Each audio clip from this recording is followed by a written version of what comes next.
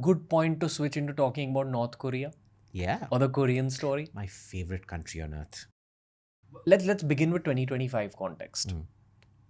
You've been to North Korea, right? Yeah. I think we've discussed it on the We show. have. Okay. Yeah. Let's recap that a little bit. Okay. How's life in North Korea? One. Two, do they understand that they're in a dictatorship? No, they don't understand their dictatorship. Look, does a pig understand it's living in the gutter?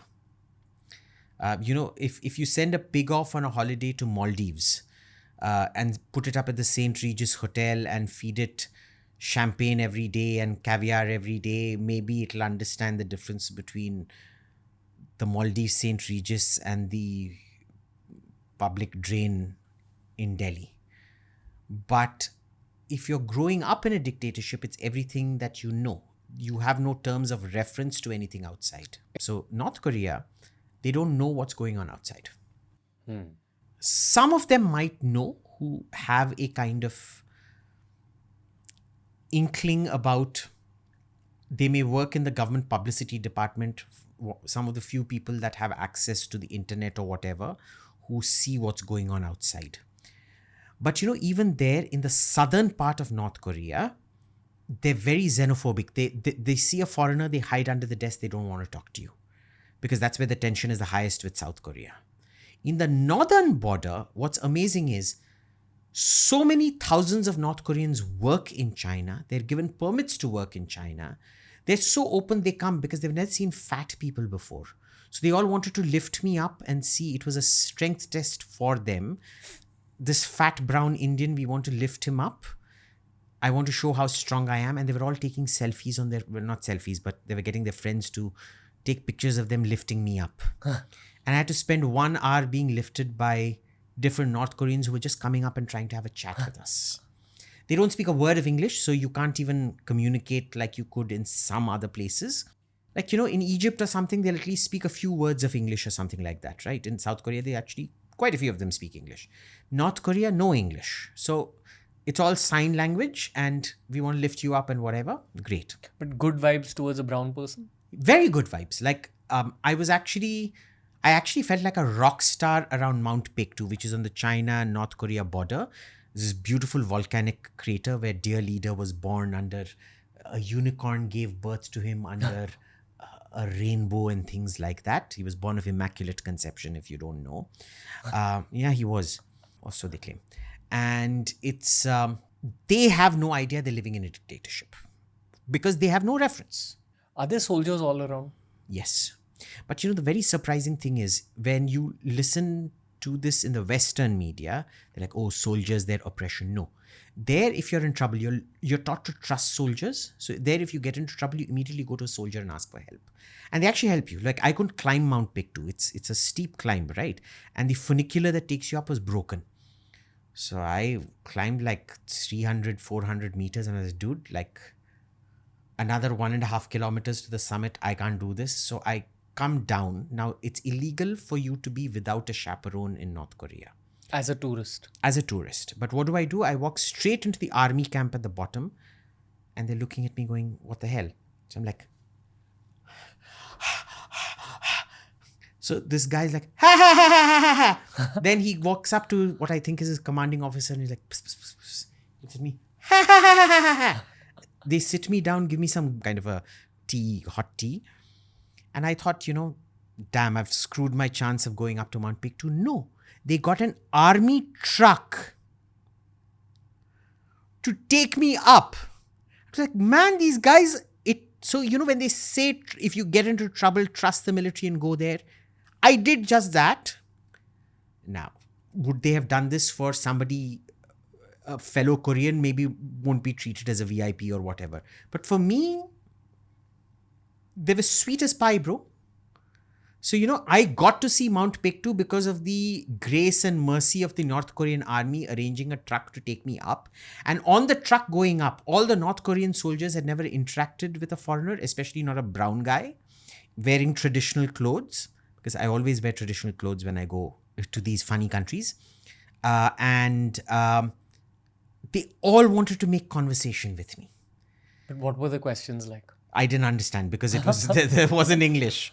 So all I did was I took out my phone and started showing them my photo library, my dogs, my cats, my mum, my house. Like, very nice, very nice, very nice. And they offered me some weird looking snacks on the way up. It's just like, no, thanks. But yeah, whatever. But yeah, so, there's joy, I guess, even in. We won't see. I mean, I couldn't stay there by the end of 7 days. I was there for 14 days. But by the end of 7 days, I want to get out of there.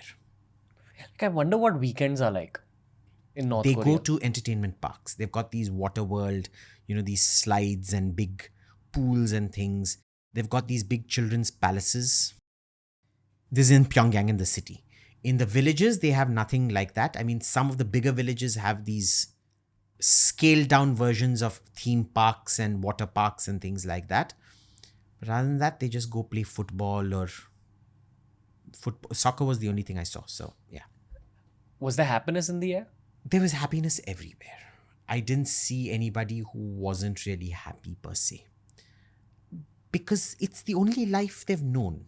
It's the only life, in coming to Bombay. If I live in my village where I live in a hut, nobody from the outside world has come. I don't have a car. I walk to my field. I do field work all day.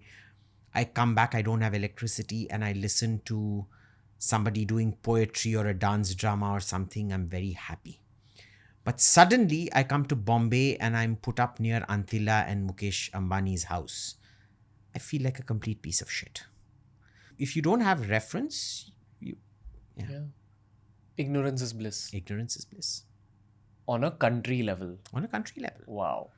And in the north, where they actually travel, in the north of the north, where they actually travel to China to work, I could actually have some conversations in English.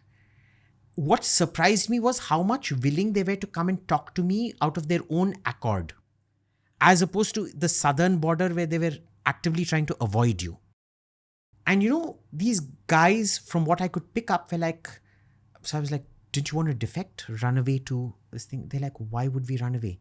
We go to China, we earn money. In China, I have a horrible house. Here, I've got my own plot of land. I grow my own food. I've got a very decent life out here. I have to give 50% to the government, which is fine. But then if I don't have anything, the government has to feed me out here. So they're like, actually, in the north of the north, they're very... I wasn't expecting that, because you hear that is where all the defectors swim the river across to China and escape, and they get shot and things like that. That isn't what I saw, bro. And in fact, they were all like happy to come up and talk to you about things. And they weren't even scared about the government minder there. I had so many conversations in very, very broken English. Surprisingly, there were people there who could speak English. In a manner of speaking English, enough to make that point. They perceive China as a land to make money. Yeah. That's it. Yeah, but not a comfortable land.